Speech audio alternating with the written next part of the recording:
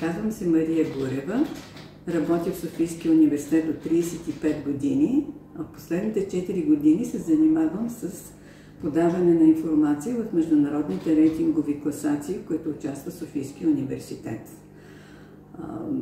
Той участва в няколко основни класации. Една от тях е на Times Higher Education, другите е QS, Clarivet и Multirank.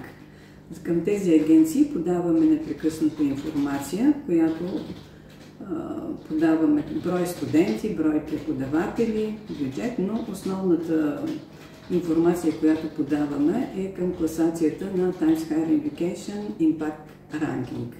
Тя е свързана с устойчивото развитие и стратегическото управление на Софийския университет и напредъка на университета през годините за постигане на 16-те цели на ООН.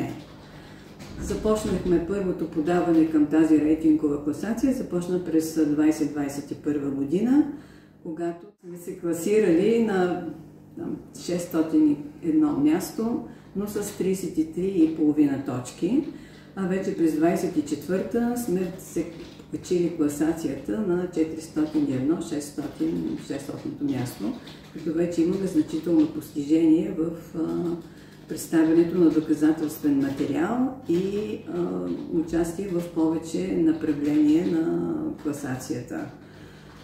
Като на миналата година в направление климатични промени и чисти технологии сме класирани на 101, 200 място, като това не е случайно, защото през тези 4 години подобрихме начина на събиране на информация. За целта беше създадена и една комисия от преподаватели и изследователи от различните факултети, които спомогнаха за добрата организация и доброто подаване на данни. Тези класации са важни за Софийския университет, защото той става все по-разпознаваем и това е важно за научните изследователски партньорства на преподаватели. Важно е също и за студентите, чуждестранни студенти, които биха желали да учат в Софийския университет.